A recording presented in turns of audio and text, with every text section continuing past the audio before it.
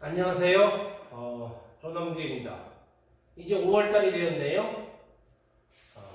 여기 생각하는 사람, 로댕이라는 사람이 만든 생각하는 사람, 조남규와 생각하는 사람, 물음표 합쳐서 생각하는 규름표라고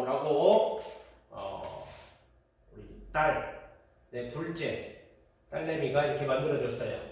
오늘 수업 시작하겠습니다. 오늘 수업은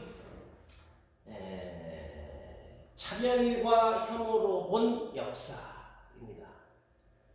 차별과 혐오의 사례들을 역사에서 알아보고 우리 주변 생활에 차별과 혐오를 막을 방안을 찾아본다. 함께 공부하겠습니다.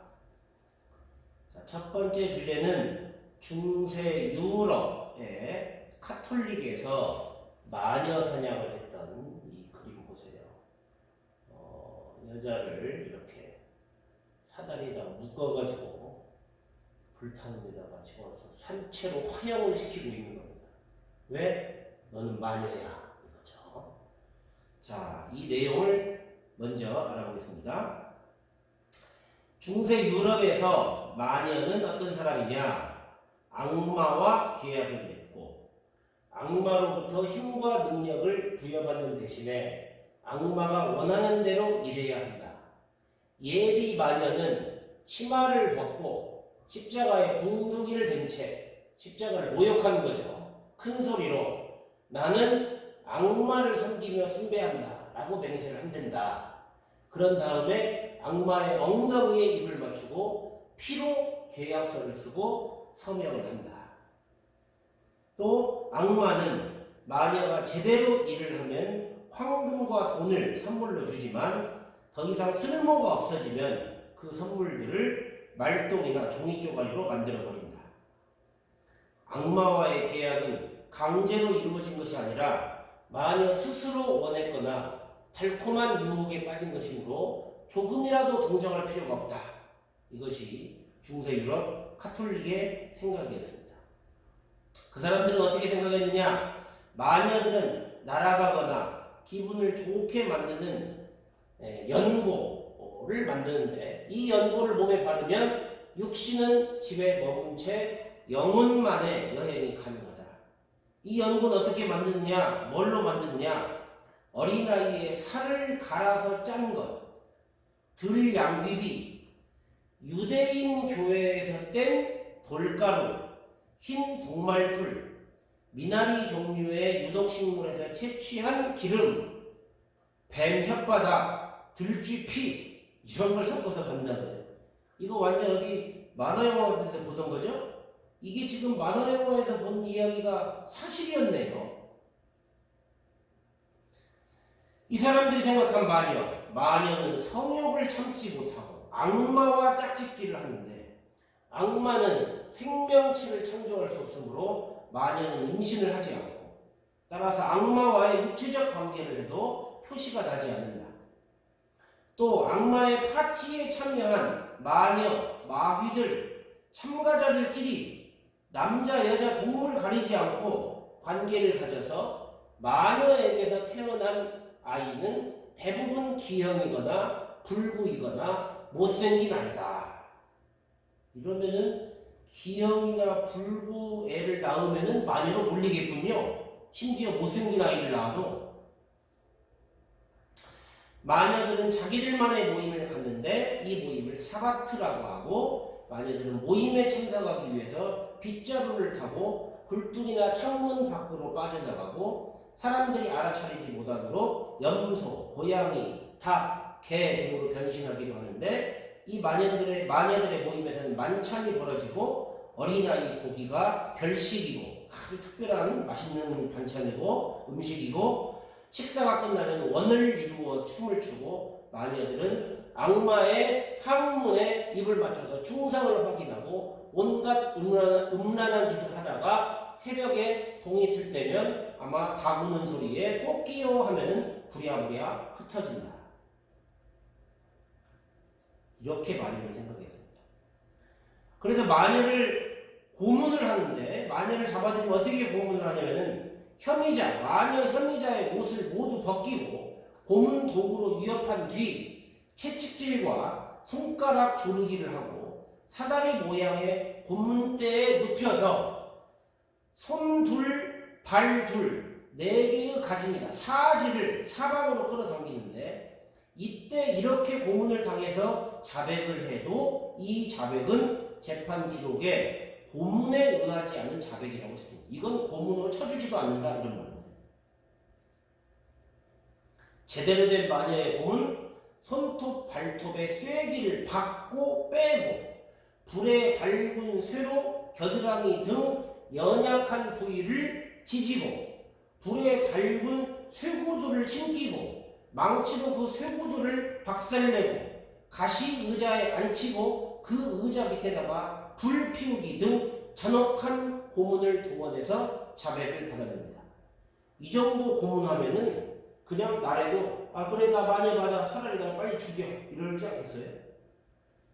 더 무서운 것은 마녀들의 씨를 말려버리겠다고 작정한 마녀 재판관은 모임에 참석한 다른 마녀의 이름을 대라고 요구해서 고문에 지친 마녀는 재판관이 불러준 대로 이름을 따라 부르거나 재판관은 그동안 뭔가 의심스럽고 미움털 박힌 사람들을 부르겠죠? 아니면은 그냥 생각나는 대로 아무나 불렀는데 마녀 사냥이 한창일 때는 마녀 1명을 잡아들이면 평균 20명의 마녀가 이렇게 탄생했다. 세상에.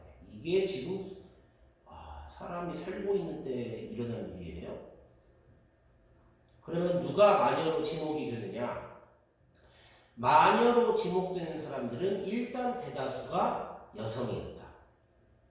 기독교에서는 악마의 유혹에 넘어간 이브, 아담과 이브죠. 이브의 후예인 여성은 신앙적으로도 약한 존재이고 성직자들에게는 여성은 멀리해야 할 대상이고 여성은 유혹에 약해. 악마의 꼬임에 금방 빠져. 마녀 판별법이 적혀있는 마녀의 망치라는 책이 그 당시 있었는데 거기서는 뭐라고 여성을 묘사하냐면은 여성은 돼지 코에 걸려있는 금태이다. 돼지 코에 금태가 걸려있으면 그 금태가 아깝죠. 그것은 아름답다. 여성은 아름답다. 하지만 부도덕하고 방탕하다.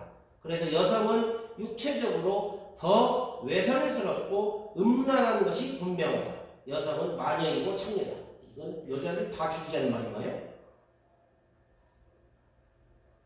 또 마녀로 지목되는 사람들, 여자들 중에서도 누구겠어요?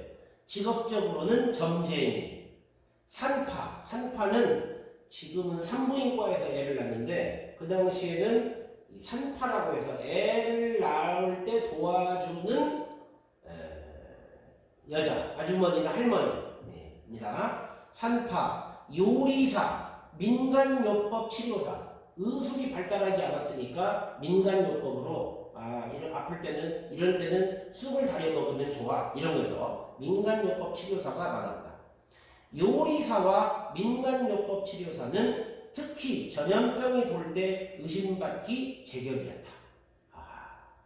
이번 코로나 때 이 사람들 다 죽었군요. 마녀로. 산파는 출산한 아기가 죽거나 기형일 때 신고당하는 일이 많았다. 점쟁이나 무당은 그들이 가진 예언 능력을 악마에게서 받았다는 이유로 처형당했다. 이 사람들 다 약자들이네요. 더 약자들이 있죠? 심신장애인, 떠돌이, 거지, 외국인, 집시 등도 마녀 사냥의 표적이 되었다. 이들은 법적인 보호를 받지 못해 요즘 우리식으로 말하면 주민등록 없는 사람들이죠. 법적인 보호를 받지 못해 재판 절차를 생략하고 간단히 처리할 수 있었다. 보세요. 점쟁이, 산파, 요리사, 민간요법 치료사는 우리 동네에 사는 사람들입니다. 가족도 있겠죠. 함부로 죽이면 가족들이 뭐라고 할 거 아닙니까? 이 사람들 보세요. 우리 동네에서 있는지 없는지 있다가 없기도 하고 이런 사람들이죠. 가족도 제대로 없죠. 심신장애인은 악마가 몸속에 들어간 대표적인 사례였다. 부유한 유대인, 유대인 예수를 고발한 민족. 그런데 부유해? 마녀 재판.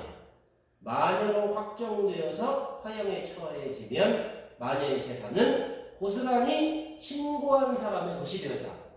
이거 마녀 신고할 만하네요.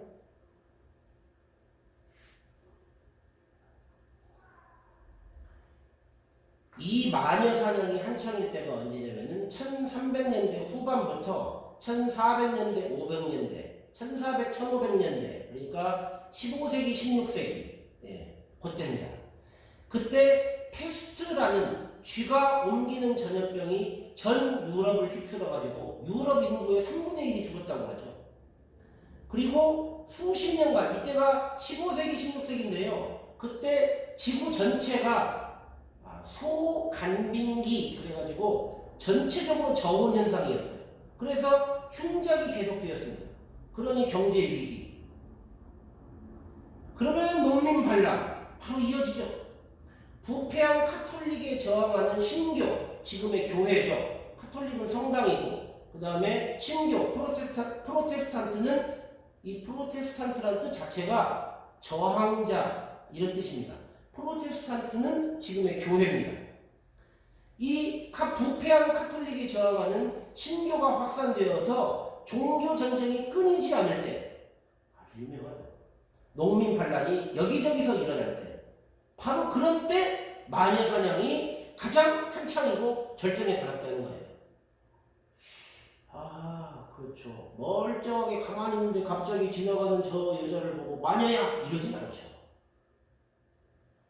마녀 사냥은 사회적 혼란기에 그 책임을 소수 약자에게 전가하여 민중의 분노가 지배층에게로 향하지 않고 대다수 민중보다도 그 중에서 더 약자인 소수자들에게 행하도록 그 분노가 그쪽으로 향하도록 해가지고 체제를 유지하는 역할을 하겠습니다. 괜히 그런 게 아니군요. 자, 생각해볼 문제 풀어보겠습니다. 다음 중 중세 유럽에서 일어난 마녀 사냥의 대상이 아니었던 사람은 누구인가? 여자, 외국인, 심신장애인, 카톨릭 신부님, 민간요법 치료사. 딱 답이 보이는군요. 2번. 다음 중 중세 유럽의 마녀 사냥이 번창하던 시기가 아닌 것은 무엇인가? 산업혁명 이후 과학의학이 발전할 때, 패스트 전염병이 휩쓸던 때, 흉작이 지속된 경제위기 시기, 종교전쟁이 끊이지 않을 때, 농민 반란이 종종 일어날 때. 이것도 딱 답이 보이는 거예요. 방금 설명했죠? 마지막 생각해볼 문제. 마녀 사냥은 당시의 사회에서 어떤 역할을 해야 되는가?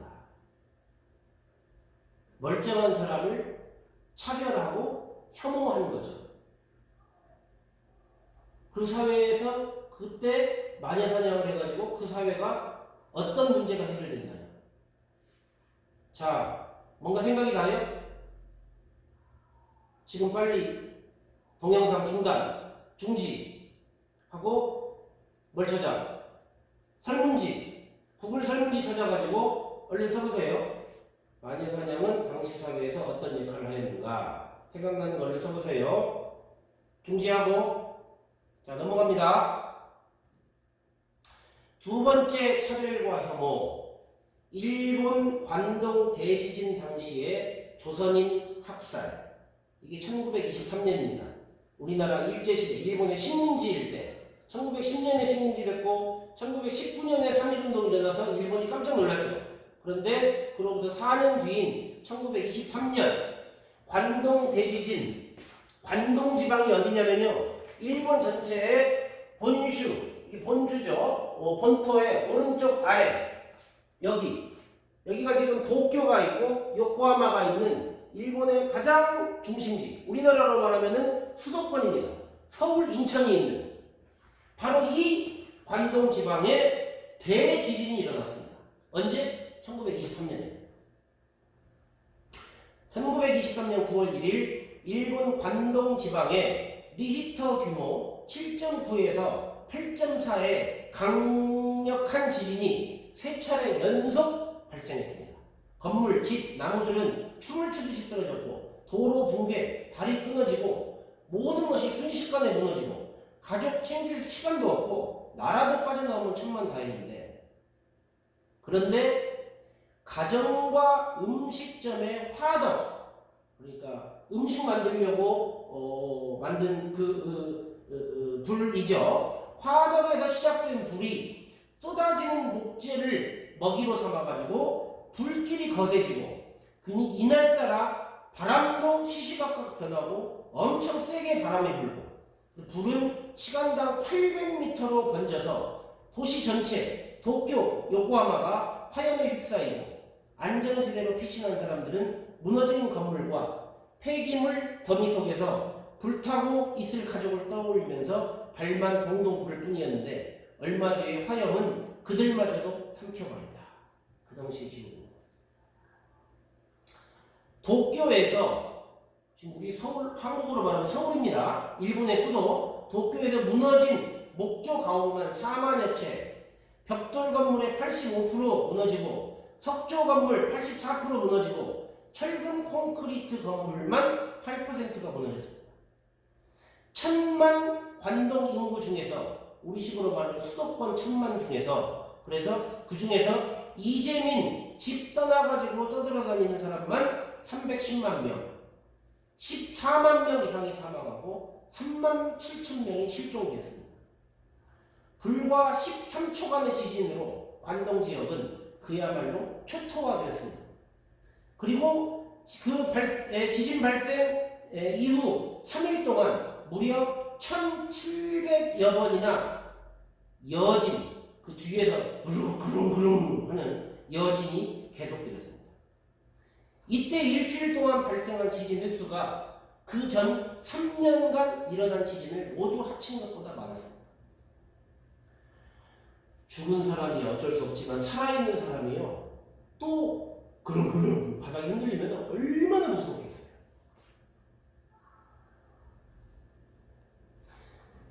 일본 관동 대지진, 정작 지진보다도 화재로 인한 피해가 더 컸는데, 깔려 죽은 사람만 1만 명이 넘고, 깔려 죽은 사람 1만 명보다도 불에 타 죽은 사람이 훨씬 많았습니다.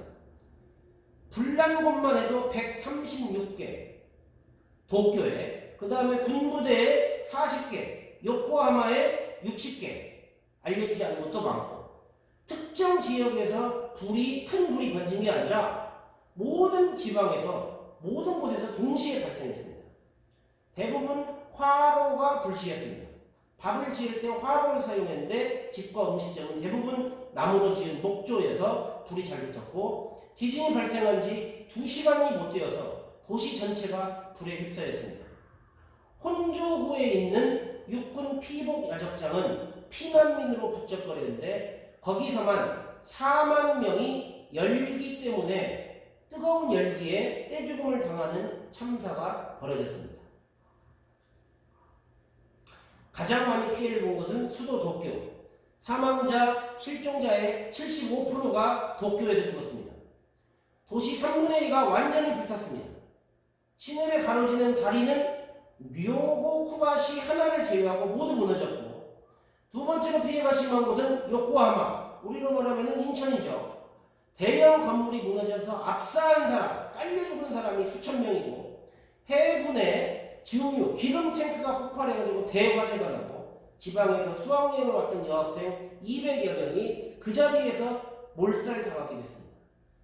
해안에서는 방파제가 가라앉는 바람에 바닷물이 밀고 들어오니까 수재민이 발생하고, 시골에 있는 공장은 지진에 약해서 노동자 수백 명이 동시에 압사, 깔려 죽거나 출입구가 무너져서 도망갈 수가 없으니까 산채로 불에 타 죽었습니다. 엄청 심각하고, 그러니까 유언비어가 돌기 시작합니다. 유언비어. 도시의 기능은 완전히 마비되었고, 먹을 물과 식량은 부족하고, 부두, 바닷가 부두는 파괴되고 도로는 끊겨서 지원은 원활하지 않습니다. 가족과 재산을 잃은 사람은 예민해져 있습니다. 누가 조금이라도 건드리기만 하면은 폭발할 것 같은 일촉즉발의 분위기였습니다.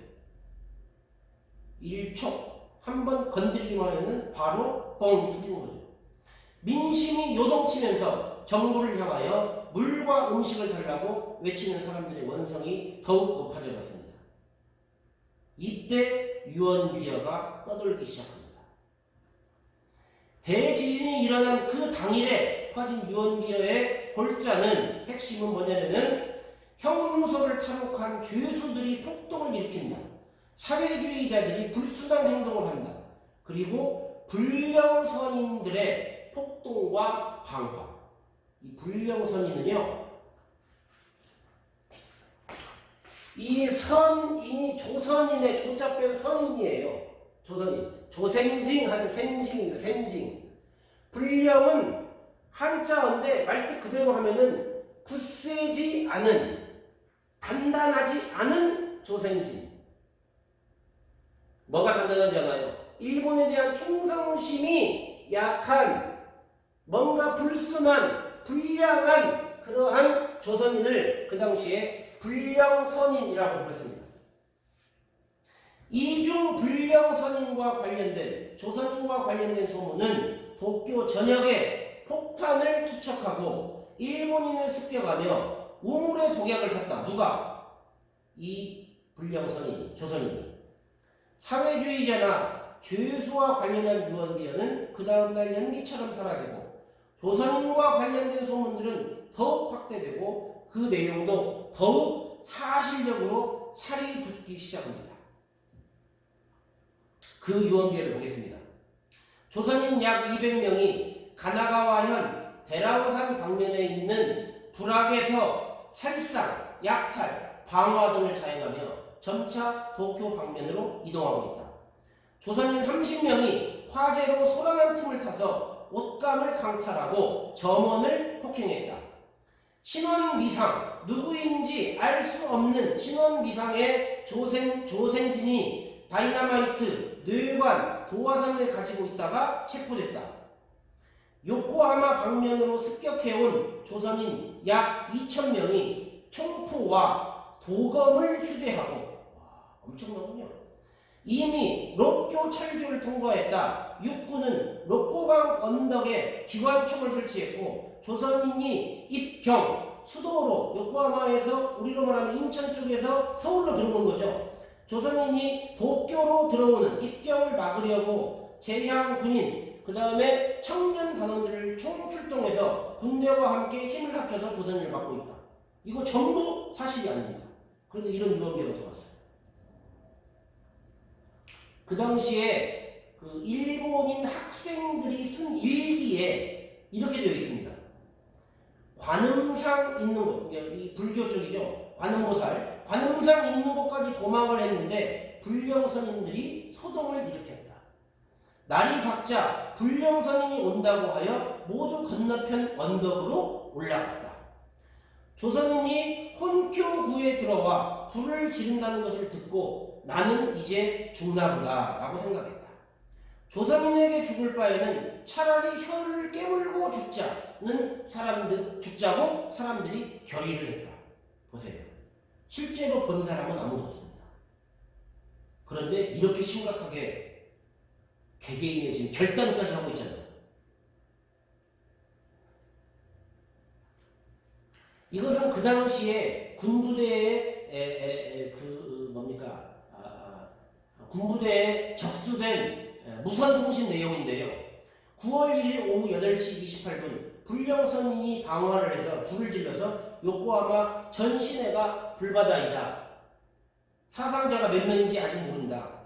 9월 3일 오전 8시 15분 지진이 일어난 재난, 지진이 일어난 재난을 틈타서 조선인이 도쿄 부근 곳곳에 방화하고 그리고 불량한 목적을 수행하고 있는데 폭탄을 소지하고 석유를 뿌려서 방화하는 사례가 있어서 이미 도쿄부의 관할에 계엄령을 시행하고 있는데 각지에서는 충분하고 치밀하게 사찰을 해서 조선인 선인들의 행동을 엄중하게 단속해야 합니다. 9월 3일 후나바시 무선소를 습격할 우려가 있어서 급히 지원을 요청합니다. 이런 식으로 보세요. 조선인 300명이 후나바시 해안에 상륙했다는 보고가 들어와서 위급하다. 보병은 언제 도착하는가? 실제로는 조선인은 전혀 이렇게 해안에 상륙하지도 않았습니다.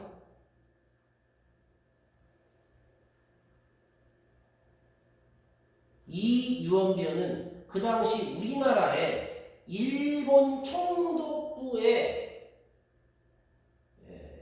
감시 그리고 OK 사인을 받아야 그 신문이 나갈 수 있는데 이 당시에 이 당시에 식민지인 조선 땅에서 나온 신문에 뭐라고 되어 있는지 보세요. 강도, 능욕은 요즘 더 쉽게 말하면 강간한 거죠. 방화를 기획했다.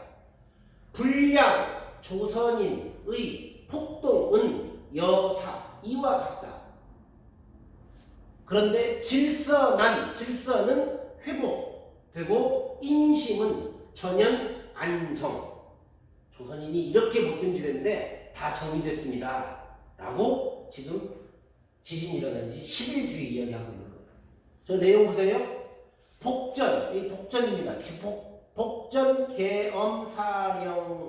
계엄군 사령관 발표인데 복전 계엄사령관은 대략 다음과 같은 발표를 하였으되 이번에 재해에 당하여 불량 듀오션인 이게 불량 조선인이죠. 불량 선인입니다.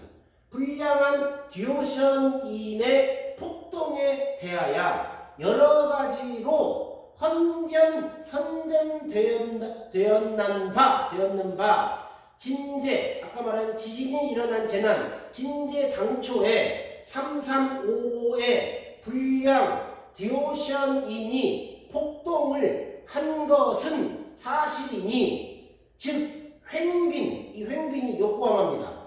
횡빈 부분에서 일부의 듀오션인은 강도, 강간, 방화를 계획하였는 듯 하며 이거 보세요. 하얀 듯 하며 증거도 없으니까. 그러면 동경 이거 도쿄죠. 동경지구 정정 이건 뭐 지명 같아요. 어쨌든 정류장입니다. 동경지구 정류장 부근에서 삼형제과소 그러니까 우리로 말하면 해태제과 이런 거죠. 삼형제과소에 방화하고자 한 자를 그렇게 의도한 자를 발견한 것과 방화 안 했어요. 발견을 했다는 거죠. 호주머니에 요즘식으로 말하면 라이터만 있으면 너 불지르려고 했지? 이런 거죠. 것과 또 귀정호 경찰서에서 지난 5일 또 듀오션인 6명과 또 이를 선동한 내지인 이거 내지인 일본 사람이 동조했다는 말입니다. 자기 일본 사람을 내지인이라고 불렀어요. 내지인의 사회주의자 사회주의자를 또 이렇게 엮는군요. 조선인 다 나쁜 놈 일본 속에 있는 사회주의자 여기에 동조한 내지인 사회주의자를 구속하였는데 명령에 굴복치 아니하여 폭행을 할 뿐 아니라 다른 구금자를 꿰어서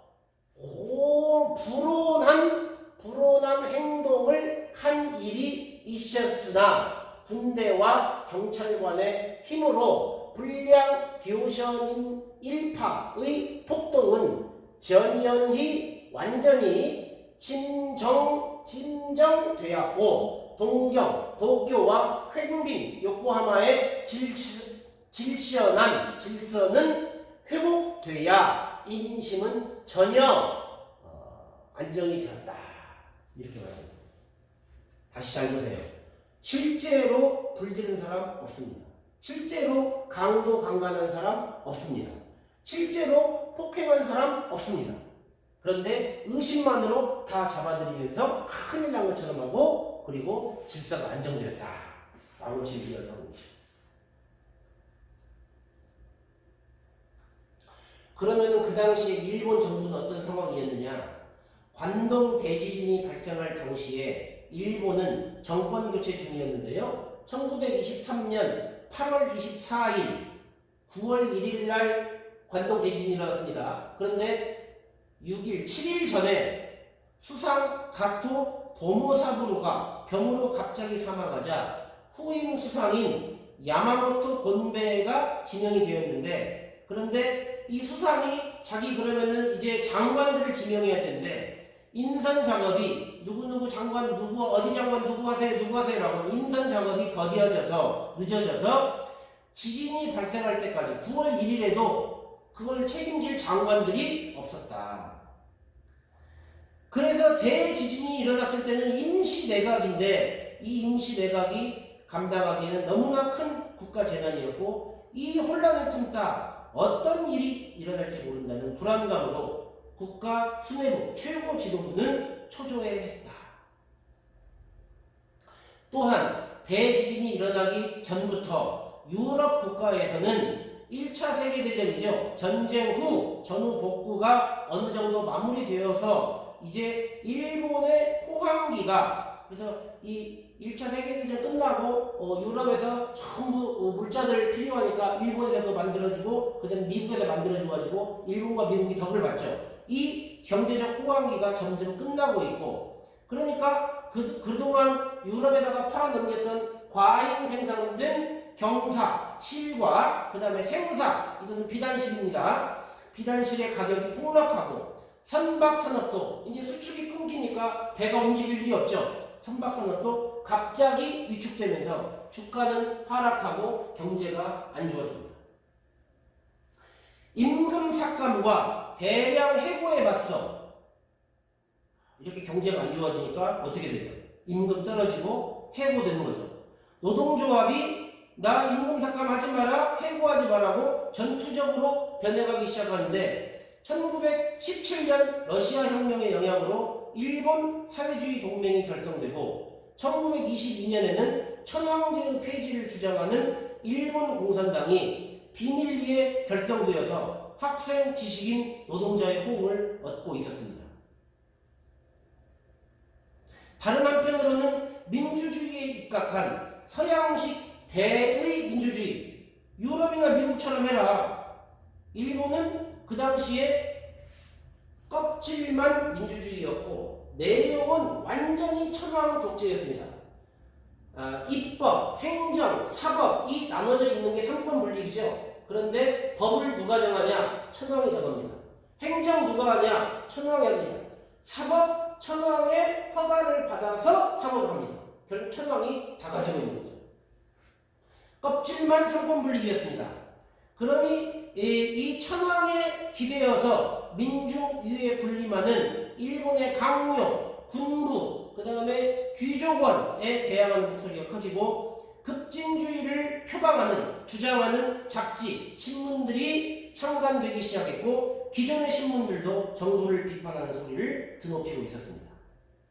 농촌에서도 먹고 살기가 어려워지니까 소작쟁이와 노동쟁이가 증가하는 가운데 소작쟁이는 논밭의 주인, 지주가, 거대 지주가 어마어마한 땅을 가지고 있고 실제 농사는 소작인들이 짓죠. 그러면은 그 생산물의 반절을 지주에게 보내는 것이 소작인.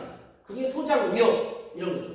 그리고 농촌에서도 일이 많이 필요하니까 사람을 고용합니다. 소작인이 아니죠. 이 사람은 그냥 일거리 많을 때만 고용하는 사람. 그러니까 우리나라 흥부 놀부전으로 말하면 흥부 같은 사람이에요. 땅 하나도 없고 소작인도 아닙니다.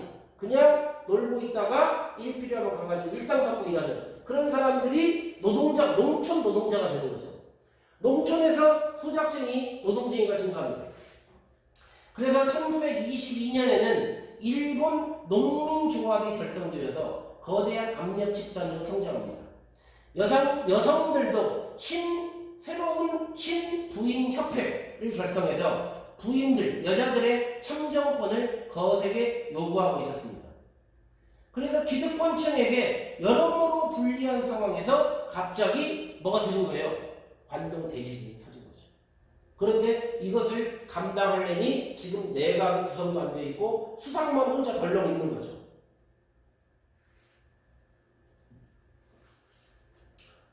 이렇게 되니까 일본 정부는 어떻게 했느냐? 내각의 결의와 천황의 최종 재가를 받자마자 정부는 9월 2일 오후에 도쿄 주변에 계엄령을 선포하고, 그리고 그 다음 이틀 뒤인 3일에는 도쿄를 비롯한 주변 지역, 4일에는 사이타마현과 지바현으로, 그러니까 지금 우리 식으로 말하면 수도권 전체로 계엄령을 확대합니다. 그리고 9월 1일 밤 지진에 의한 민심 불안과 대화재의 혼란에 편승한 일부 불량선인 조선인들의 습격 소문이 있고, 이외의 방면으로 불꽃이 피어 올랐기 때문에 이렇게 불이 엄청나게 커졌다라고 그 이유를 설명합니다. 그래서 계엄령을 냈다 이 말이죠. 일본 국민은 혼란기에 치안 공백을 틈타 범죄 행위를 저지르는 조선인을 진압하기 위해서 계엄은 당연한 조치라고 환영을 했습니다. 유언비어를 최초로 공작한 사람은 내무 대신, 그 다음에 경시총감, 우리나라로 말하면 경찰총장이죠. 그 다음에 경보국장, 이 사람도 경찰 쪽입니다. 치안을 담당하는 이 사람들인데, 유언비어가 제일 먼저 경찰에서 먼저 퍼져나가기 시작했습니다. 그리고 그 표적은 조선인이었습니다. 그리고 이 유언비어가 계엄령을 내린 이유가 된 것이고, 이 계엄령으로 누가? 경찰들, 군인들이 다 나오기 시작했습니다. 경찰권을 장악한 미즈노는 군대에 상당한 영향력을 행사하였을 뿐만 아니라 조선 총독부 3대 총독인 사이토를 보좌해서 조선인의 항일 투쟁을 경험한 바도 있는 사람입니다. 그래서 이제 조선인의 학살이 벌어지기 시작하죠.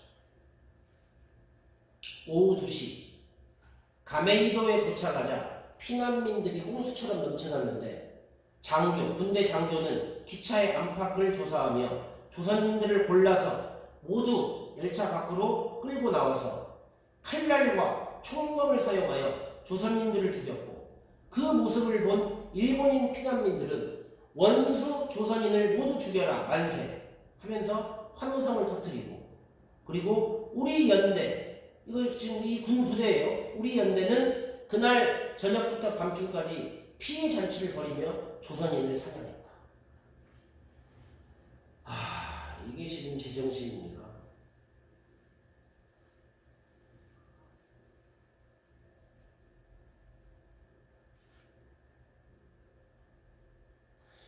여러분, 솔직히 우리가 그 당시 일본 사람이면 우리는 그러지 말라고 했을까요?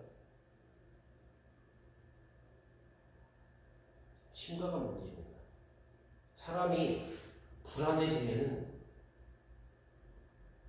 이런 쪽으로 그냥 슉 빨려 들어가기가 천하 쉬워요.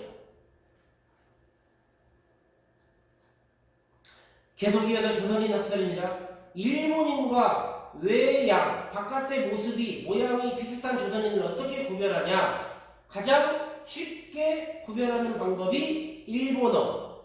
의심이 가는 사람한테 일본 국가, 우리로 말하면 애국가에 해당하는 기미가요를 부르게 하거나, 일본 사람들은 발음을 잘하는데 우리나라 사람이 발음이 어려운 게, 이 일본말을 저는 모르는데 15행 50전을 해봐라. 그러면 이게 발음이 어렵대요.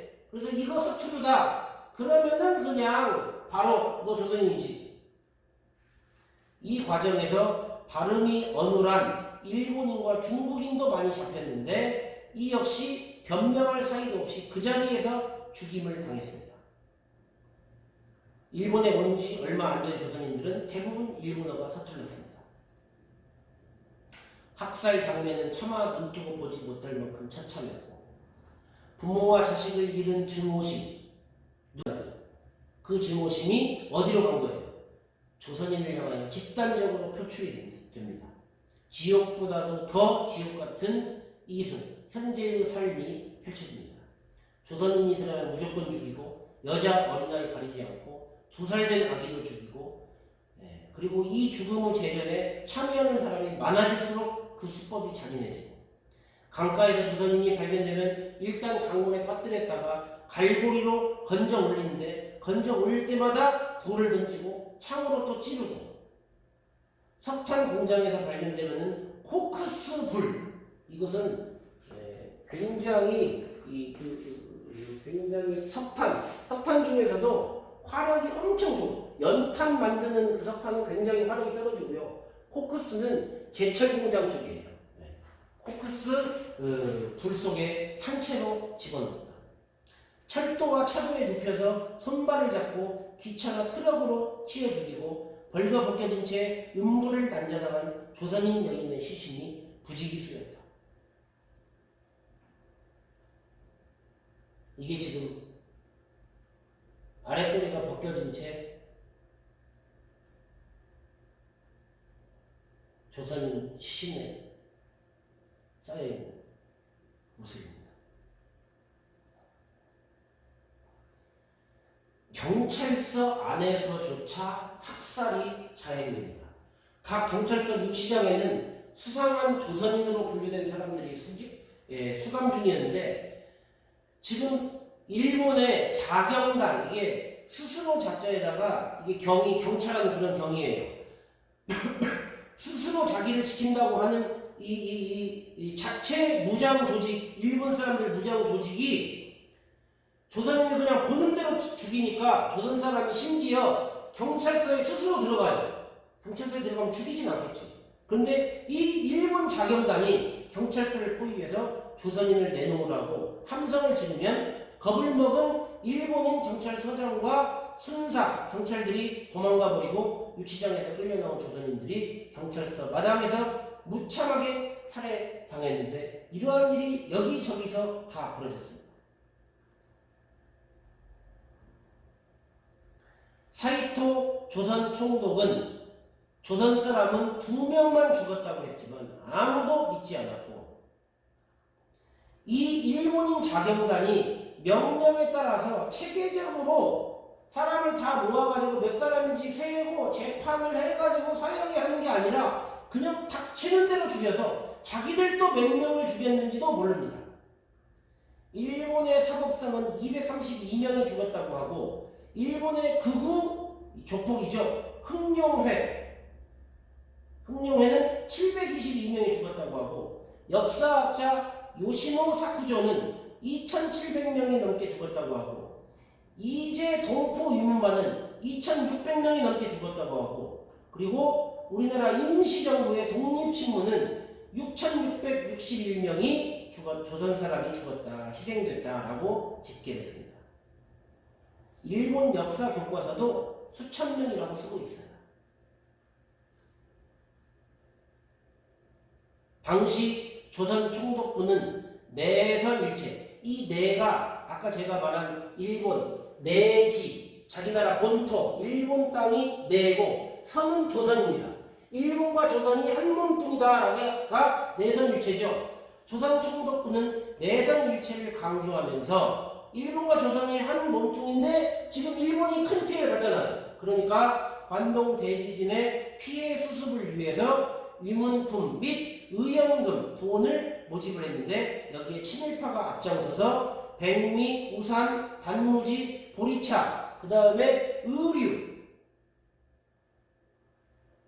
이완용은 조선 귀족 일동을 대표하여 이 이완용은 일제시대에 조선은 지금 없어졌잖아요. 일본으로부터 귀족 칭호를 받았습니다. 이완용만이 아니라 그때 친일파 그리고 황실에 있었던 그러니까 고종 친인척들 대부분 다 일본의 귀족 그것 좀 받아먹고 조선 귀족 일동을 대표하여 죽은 일본인을 위해서 제사를 지내고 의연금을 내놨는데 무려 132만 엔을 내놨다. 그런데 일제가 학살당한 조선인을 위로한다는 명목으로 지급한 위로금은 1인당 2엔에 불과했다.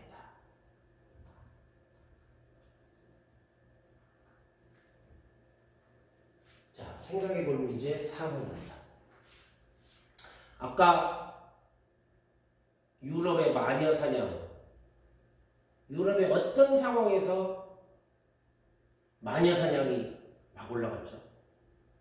자, 일본의 관동 대지진 때 일어난 조선인 학살 6천 명이 넘게 무참하게 가리지 않고 죽였던 그 조선인 학살은 당시 일본 사회에서 어떤 역할을 했습니까?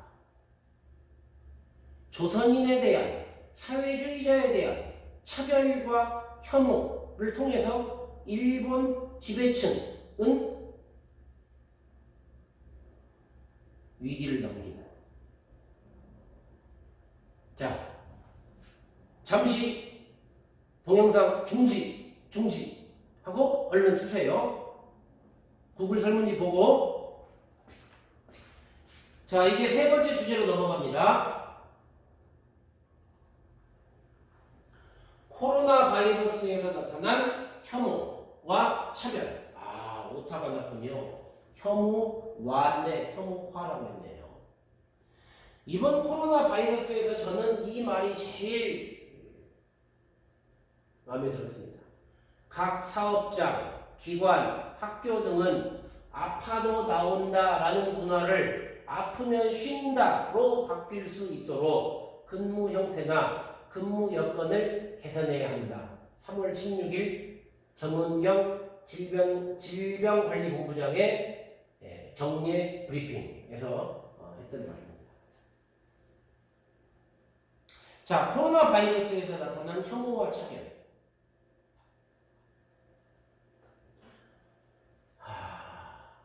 한국 음식점, 이거 충무로에 있는 이거 쭈꾸미집이에요. 쭈꾸미입니다. 중국인 출입 금지. 이거 붙어가지고 바로 뉴스에 나서 몇 시간 만에 떼지었다고 하죠. 어쨌든 우리도 이런 일이 있었습니다. 우리만 했어요? 중국 호텔에 붙은 한국인 보세요. 질병 무슨 기간 한국인 출입 금지. 중국 호텔에 한국말로 써놨어요.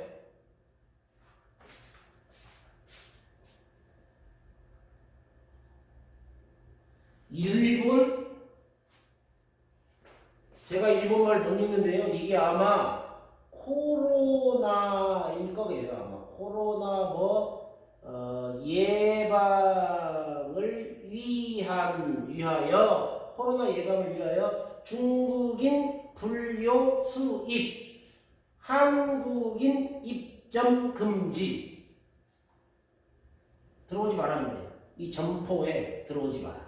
중국인도 들어오지 마라. 아주 그냥 서로 난리죠? 이게 혐오인가요? 코로나가 되니까 조금 복잡해지죠?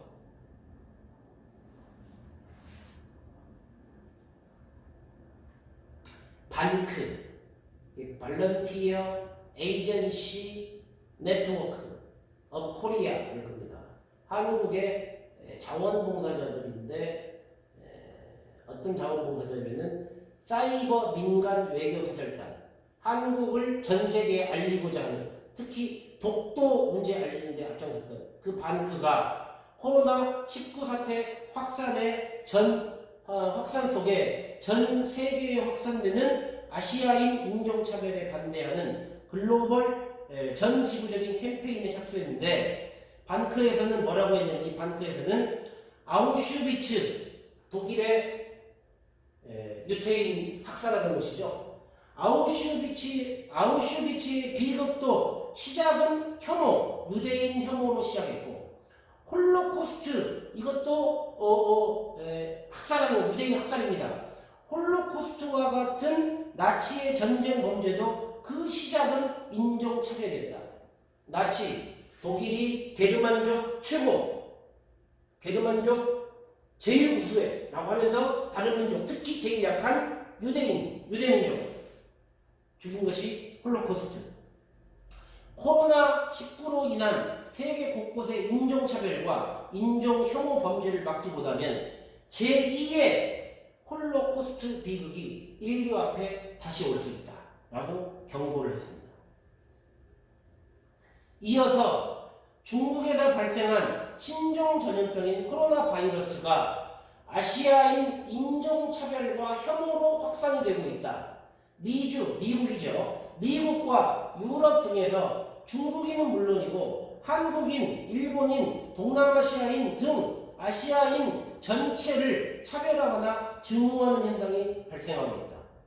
세계 곳곳에서 아시아인들은 이유 없이 거리에서 인종차별적인 언어, 신체적 폭행을 당하고 있으며 학생들은 학교에서 등교금지, 강제 전학을 당하고 있고 아시아인이라는 이유만으로 죽음의 병균을 옮기는 바이러스 취급을 당하고 있으며 묻지마 폭행과 인종차별적인 욕설을 받는 등 혐오와 증오의 범죄의 타겟, 목표물이 되고 있다. 우리나라도 지금 코로나가 어느 정도 지금 진정되고 있잖아요. 그러니까 어때요? 코로나를 가진 사람이 가까이에 있을 수도 있어서 그동안 얼마나 조심했어요. 그 사람을 때리기까지는 안 하지만 그렇지만 저리 가. 이게 경계가 참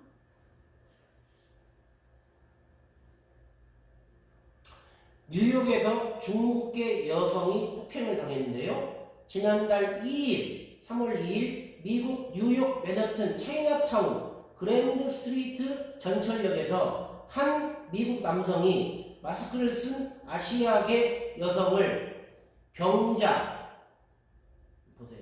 디시즈드 비치, 질병에 걸린 암캐라고 욕을 하면서 머리를 폭행하는 사건이 발생했지만 사건이 접수되지 않아서 뉴욕 경찰국 NYPD, 이거 드라마 같은 데 자주 나오는 거죠. 뉴욕 폴리스 디파트먼트 그럴 거예요. 뉴욕 경찰국은 피해자가 신속히 사건을 신고해 조사받길 바란다면서 트위터로 알렸다. 이 피해자 느낌 알겠습니까? 얻어맞았고 그것이 동영상으로 다른 사람이 찍어가지고 경찰에 신고됐는데 당사자는 신고를 오히려 안 하고 더 숨습니다. 왜? 내가 신고해서 알려져가지고 또 더 큰 피해를 입을까 봐서. 이게 피해자, 소수자의 심정이에요. 자, 여기서 생각해 볼 문제 있습니다. 다음 사례 중에 코로나 바이러스 확산을 막기 위한 예방 조치로 적절하다고 생각하는 것은 동그라미, 코로나를 이유로 차별을 조장하는 행위다라고 생각하는 것은 가위표로 표시를 해봅시다. 제가 정답을 정할 수는 없고, 보세요. 5번. 이거 실제 우리나라에 있었던 일입니다. 서울의 한 호텔에서 예약자에게 대구 사람이냐고 물어봤더니 맞다라고 대답을 하니까 당신 안 돼. 가지고 이 예약자가 신혼부부였어요. 그래고서 엄청 화를 내면서 뭐라고 하니까 우리도 어쩔 수 없다. 대구 사람이 와가지고서 여기서 코로나 번지면은 우리 호텔 문 닫는다. 안 돼. 미안해. 어쩔 수 없어.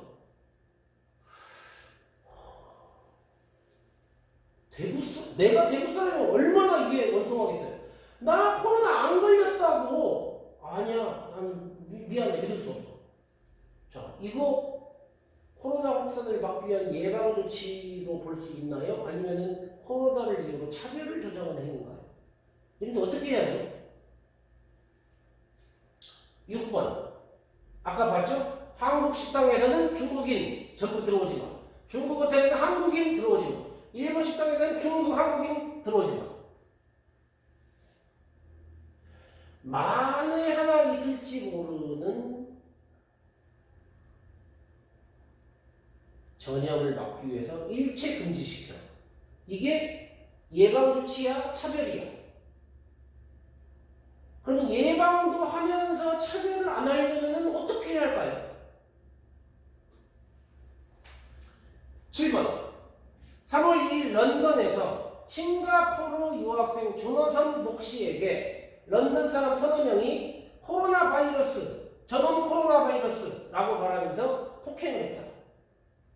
이건 누가 봐도 이건 정답 있네요. 네. 또 보겠습니다. 8번. 지하철에 아시아인이 타면은 코로나 바이러스가 확산될 위험이 있으므로 아시아인을 타게 하면 안 된다. 유럽에서 한참 저렇게 여론이 높았죠. 그리고 지금 유럽이 더 높아요. 이것은 예방책입니까? 차별입니까? 9번이어야 되는데 10번이 됐군요. 어쨌든 유럽에서 한국인을 포함한 동양인 차별이 심했는데 지금 한국은 코로나를 거의 잡았잖아요? 유럽은 확산 중이잖아. 그러니까 우리도 유럽인의 입국을 금지시켜야 돼. 약간 그 쌤통 복수 느낌도 있죠. 근데 어쨌든 뭐 그런 거 빼고라도 이것은 예방조치인가요? 아니면 차별인가요? 11번. 중국 우한에서 시작된 코로나19 바이러스를 중국 정부가 잡지 못해서 세계로 확산되었으니까 중국 정부에게 손해배상을 청구한다. 이거 실제로 유럽의 어느 나라에서는 이렇게 한다고 들었습니다. 뉴스에 났었죠. 이건 예방은 아니군요. 예방은 아닌데 이게 어쨌든지 정당한 거냐 아니면 과도한 거냐, 차별이냐 중국에 대한. 12번. 저기요. 미국의 도널드 트럼프 대통령 코로나19 바이러스, 코비드 바이러스라고 부르지 않고 꼭 차이나 바이러스라고 부르죠. 이것은 예방을 위한 거예요? 아니면 차별을 하는 겁니까?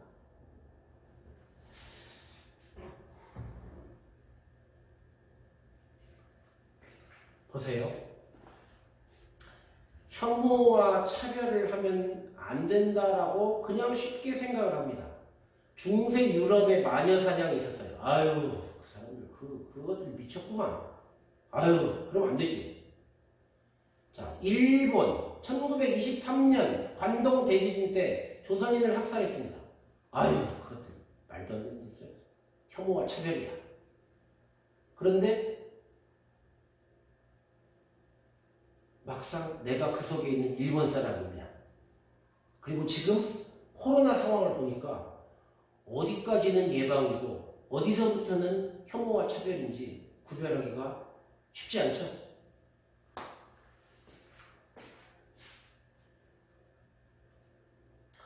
자, 오늘의 마지막 주제입니다. 금천구에 교복 지원 조례라고 하는 것이 있는데 교복값을 30만 원 준다는 거예요. 그런데 외국인은 안 준다는 겁니다. 금천구에서 올해부터 처음으로 중고등학교 신입생에게 교복 지원금 30만 원을 지급합니다. 제가 교복 담당입니다. 아, 반가워라. 학교에서 가정통신문으로 알렸죠. 4월 20일부터 금천구청 홈페이지에 직접 신청하면 됩니다. 잠깐만요.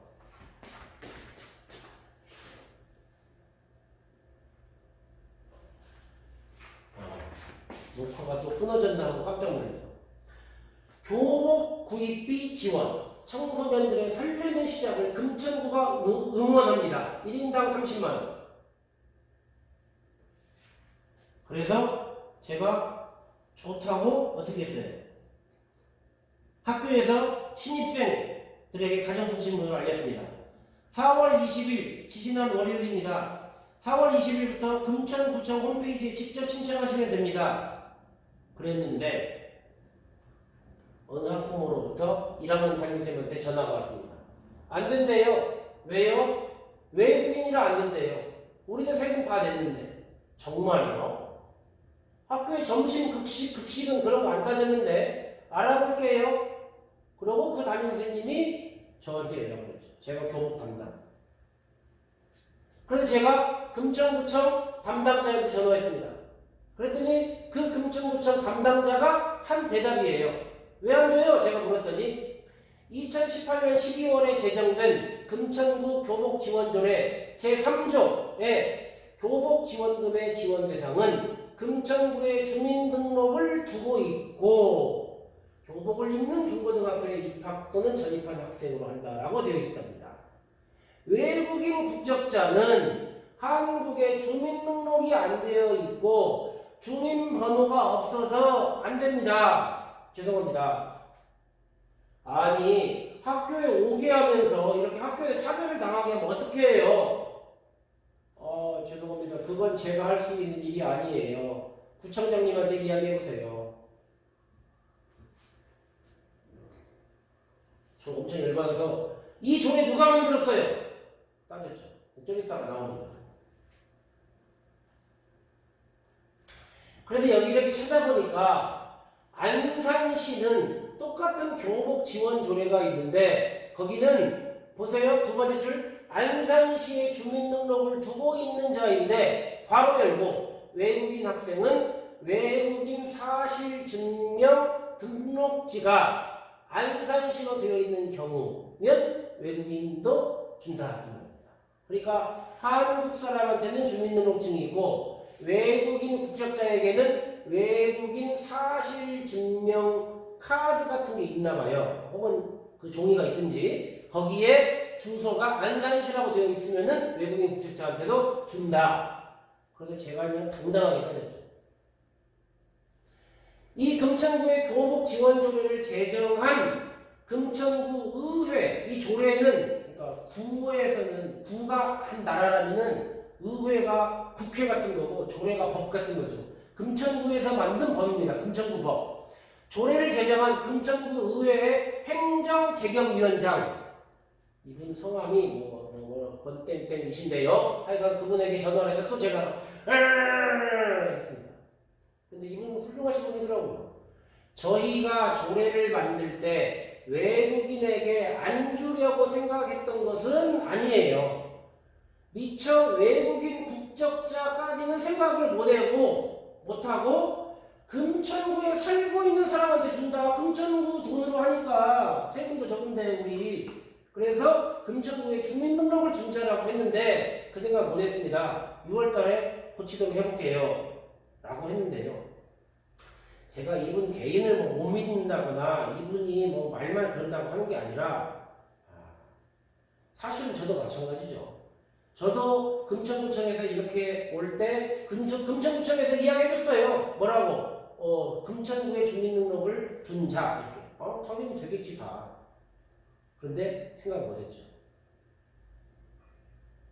소수자는 나 소수자야 여기 있어 라고 말을 못합니다. 다수는 소수가 있는지 없는지도 잘 몰라요. 그래서 다수자가 나쁜 의도를 가지지 않았는데도 지금 어떻게 됐어요? 혐오까지는 아니지만 차별이 생긴 거죠. 자, 학부모님들에게 제가 전화를 드렸습니다. A 학부모, 주민세, 소득세 다 내고 의료보험료도 내는데 이렇게 힘든 때 차별을 당하니 더 속이 상합니다.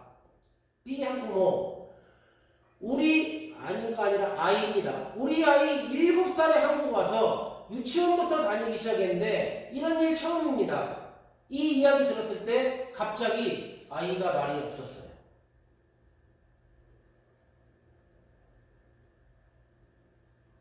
다수자는요, 내가 늘 밥 먹는데 오늘 밥을 안 줬어. 왜 밥 안 줘? 라고 소리를 지르죠. 소수자는 늘 밥을 줬는데 오늘 밥을 갑자기 안 줬어. 그럼 제가 바로 눈치가 오죠. 속으로만 상처가 오죠. 이 사람들은 나를 위급할 때는 나를 먼저 버리는구나. 여기는 내가 속한 나의 공동체가 아니구나.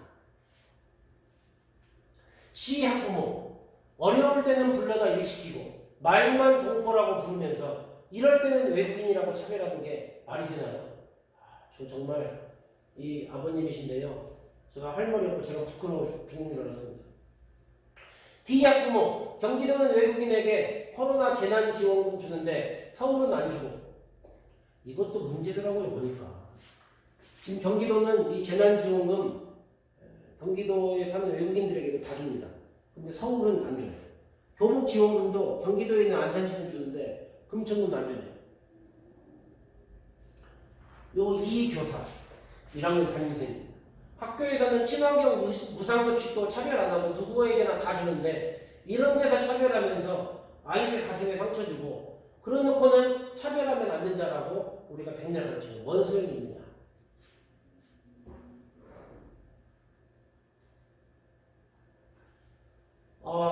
이럴 땐 무엇을 어떻게 해야죠?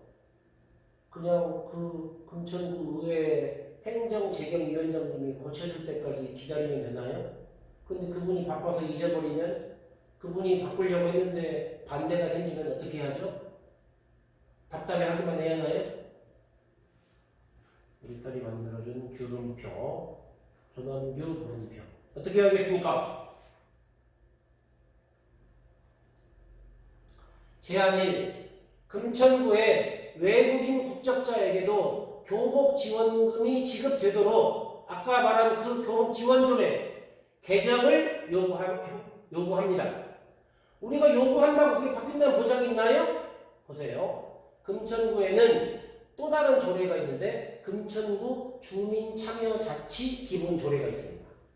이 조례에 의하면 주민은 누구나 구의 정책과 관련하여 의견을 제시할 수 있는 권리를 가지고 있고, 제5조에 나오는 이야기입니다. 100명 이상이 연달아서 자기 이름 쓰고 사인해가지고 서명을 해, 연서명을 해서 금천구청의 정책에 의견을 제시하고, 외국인에게 지급하세요, 제시하고 토론회 개최를 요구하면 금천구청장은 토론회를 열든지 아니면 그것을 받아들이는 쪽에 방안을 제시해야 하며 건의사항의 반영 여부를 반드시 공개해야 합니다. 우리나라가 제도는 좋은 거 많아요. 이거 저 해볼 겁니다. 3학년 여러분도 많이 참여해주세요. 또 나는 못 받았다고 그러지 말고 내년에 고1 올라갈 때 받습니다. 오케이?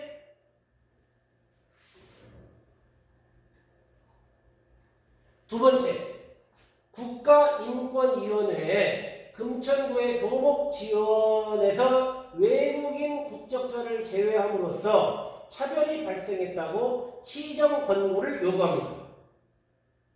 금천구 의가 아니라 금천구 가라고 해야겠네요. 국가인권위원회가 뭐예요? 들어본 적 있어요? 국가인권위원회는 모든 개인이 가지는 불가침, 침범할 수 없는 불가침의 기본적 인권을 보호하고 그 수준을 향상시킴으로써 인간으로서의 존엄과 가치를 실현하고 민주적 기본질서 확립에 이바지함을 목적으로 설립된, 이게 국가인권위원회 법의 그 1조가 2조에 있는 그 목표예요. 국가인권위원회 목표. 독립적인 국가기구입니다. 이거 어디로부터도 명령받지 않아요. 그러니까 이 모든 개인의 외국인 국적자는 들어가요, 안 들어가요? 그리고 교복 지원금에서 제외된 것은 인권이 침해된 거예요, 아니에요? 그리고 교복 지원금을 받게 되면은 그 사람의 외국인 국적자의 인권이 수준이 향상되나요?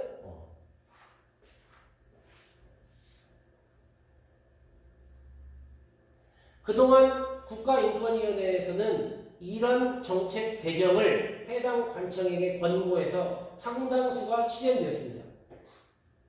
국가인권위원회가요, 이를테면 호주제 폐지해라, 국가보안법 폐지해라 그러면은 바로 폐지하지 않습니다. 국가인권위원회는 권고만 해요. 그런데 그냥 조남주가 이것은 폐지하면 좋겠네 라고 건의를 한다거나 권고한다고 해서 거의 안 받아주죠. 그런데 국가인권위원회는 법률에 보장된 국가기구입니다. 그래서 이 국가인권위원회의 정책 개정 권고를 안 받아들이는 이유를 써가지고 공개해야 돼요. 그러니까 그 관청이 쪽팔리게 되죠. 그래서 보세요. 지금 호주제 폐지됐습니다. 그 다음에 교육행정정보 시스템, 이게 지금 여러분들 학교에 생활기록부가 지금 이렇게 돼 있어요. 이거 권고해가지고 이것도 좀 개선됐습니다. 지금 여러분들 네이스 요 교육행정정보 시스템에 옛날에는 부모님 직업, 형제 자매까지 다 쓰게 돼 있었는데요. 지금은 그런 거 다 안 쓰게 돼 있습니다. 국가보안법은 폐지를 권고했지만 아직 폐지되지 않았죠. 초등학교 일기장 검사, 이렇게 소소해 보이지만 직접적인 인권 침해. 이거 하지 마라 해가지고서 지금 안 하고 있습니다. 사형제 폐지하라고 했는데, 우리나라 사형제는 제도상은 여전히 남아있는데, 사형을 실제 실시한 적이 지금 오래됐죠. 이것은 아직 폐지되지 않았습니다. 비정규직 근로자에 대한 차별대우 개선하라고 하는데, 이건 너무나 심각해가지고 말로만 계속 여기저기서 개선한다고 하는데 제대로 개선이 별로 안 되고 있어서 국가인권정책 기본계획 발표했고요. 양심적 병역 거부 대체복무제 권고해서 이것도 됐죠. 외국인 근로자 고용 관련해서 법률 개선을 권고했습니다. 군대 내에서 불온서적을 지정해가지고 그런 책을 못 읽게 한 거, 그것도 국가인권위원회에서 하지 말라고 해서 이 결과 이런 거 하지 말라고 했습니다. 정신장애인 인권보, 그 다음에 경찰들이 불신검문 하는 거 함부로 하지 마라. 이 중에 아마 한 서너 가지 빼고는 다 됐습니다. 국가인권위원회 괜찮아요.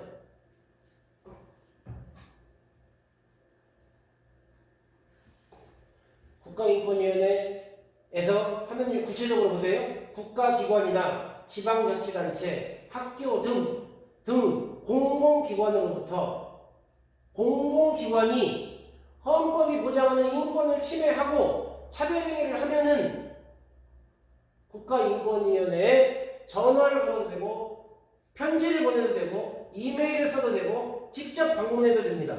그래가지고 나 이렇게 인권 침해를 당했습니다. 당한 사람만 하는 거 아니에요. 마치 도둑질하거나 강도를 보면은 제3자 목격자도 신고하는 것처럼 인권 침해를 당한 것을 목격한 사람이 신고해도 됩니다. 저는 이번에 금천구청에서 교복 지원조례에 대해서 외국인 국적자에게 교복 지원금을 주지 않는다라는 차별을 제가 당한 건 아니죠. 그러나 저도 내가 당한 건 아니지만 저는 목격했어요. 저도 진정을 낼 수 있습니다. 누구나 낼 수 있어요. 그렇게 진정을 내면 국가인권위원회에서 접수해가지고서 접수증을 보내줍니다. 그리고 조사를 해요. 그리고 위원회에서 심사를 해서 의결을 거쳐가지고 해당 기관에 금천구청에 위원회의 의견을 통보합니다. 국가인권위원회에서 권고합니다. 이렇게. 그게 여기 클릭해가지고 들어가면은 진정서를 뭘로 할 수 있는 거예요, 지금. 여기다가 바로 칠 수 있어요.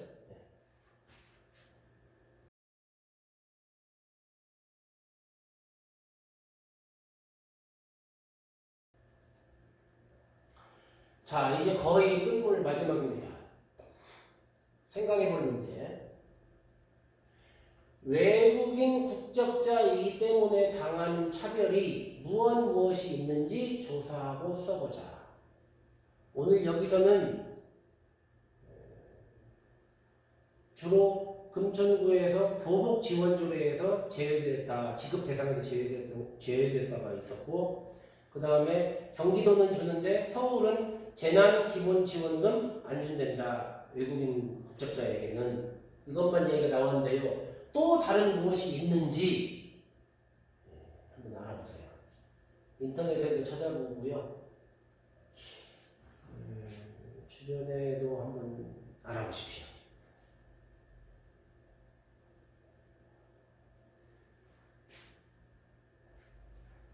14번. 외국인 국적자라는 이유로 교복 지원금을 받지 못하는 문제를 해결하는 방도로 무엇이 있을지. 제가 두 가지 이야기했죠. 하나는 금천구 의회에 조례를 개정하는 서명, 연서명 100명 이상 받아가지고 조례 개정을 요구하는 게 있고, 또 하나는 국가인권위원회에 진정하는 게 있었는데, 그거 말고도 뭐가 더 있을지.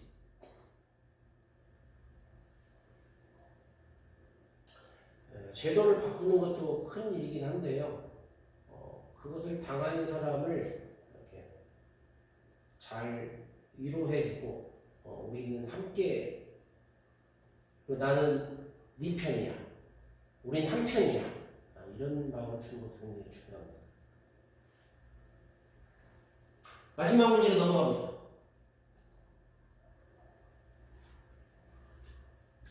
외국인 국적자는 법률 다 지킵니다. 세금 다 내요. 그런데 교복지원, 재난기본금 지원에서 차별을 받고 있다라고 하는데, 솔직히 외국인인데 어쩔 수 없지, 뭘 더 바래, 그러려면 지네 나라로 가든지, 이런 말 하죠.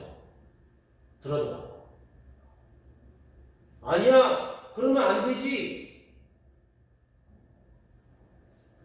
도덕적으로는 B가 보통 맞는데 현실적으로는 A, 이런 생각도 있죠. 그렇죠? 솔직히 입장을 바꿔놓고 생각해봐요. 얼마나 억울하겠어요. 현실적으로도 이렇게 차별을 해가지고 자꾸 끊어내면은, 그러면 이게 우리나라가 앞으로 성장할까요?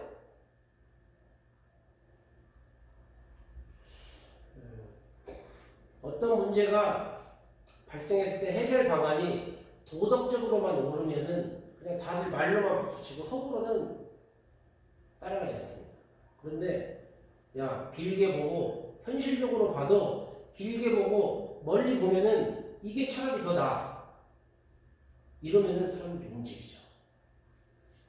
자, 어쨌든 여러분들, A냐 B냐, 이거 A라고 썼다고 해가지고 제가 뭐라고 하지 않습니다. 네.